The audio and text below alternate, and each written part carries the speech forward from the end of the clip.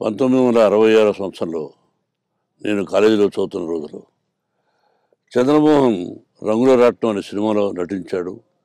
ఆ సినిమా నేను చూసి ముగ్ధుడైపోయాను. అప్పటి నుంచి పరిచయం. ఆ తర్వాత నేను సినిమా రంగానికి రావడం, అతను హీరోగా ఉన్న సినిమాకు నేను అసోసియేట్ డైరెక్టర్గా పనిచేయడం, ఆ తర్వాత అతను నా బ్యానర్లో అల్లుడు గారు, రాయలసీమ రామన్న చౌదరి, విష్ణుతో ఢీ ఇటువంటి సూపర్ హిట్స్ సినిమాలు మాతో చేశాడు. అలాగే బయట చిత్రాల్లో కూడా మేము ఇద్దరం కలిసి ఎన్నో సినిమాలు నటించాం. గొప్ప నటుడు, మంచి హృదయం ఉన్న వ్యక్తి, మనసున్న వ్యక్తి, మా ఆత్మీయుడు.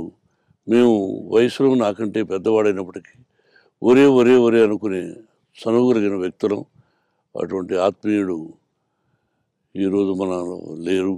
1966 సంవత్సరంలో నేను కాలేజీలో చదువుతున్న రోజులు చంద్రమోహన్ రంగుల రాట్నం అనే సినిమాలో నటించాడు.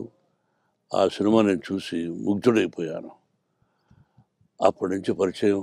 ఆ తర్వాత నేను సినిమా రంగానికి రావడం, అతను హీరోగా ఉన్న సినిమాకు నేను అసోసియేట్ డైరెక్టర్గా పనిచేయడం, ఆ తర్వాత అతను నా బ్యానర్లో అల్లుడు గారు,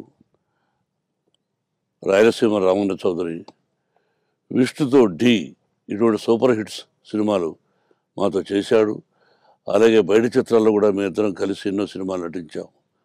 గొప్ప నటుడు, మంచి హృదయం ఉన్న వ్యక్తి, మనసున్న వ్యక్తి, మా ఆత్మీయుడు. మేము వయసులో నాకంటే పెద్దవాడైనప్పటికీ ఒరే ఒరే ఒరే అనుకునే చనువు కలిగిన వ్యక్తులం. అటువంటి ఆత్మీయుడు ఈరోజు మనలో లేరు. అతని ఆత్మకు శాంతి చేకూరాలని, ఆ కుటుంబానికి మనశ్శాంతి కలగాలని భగవంతుని ప్రార్థిస్తున్నాను. నేను న్యూజిలాండ్లో షూటింగ్లో ఉన్నాను, అందుకని ఈ మెసేజ్ ద్వారా పంపుతున్నాను.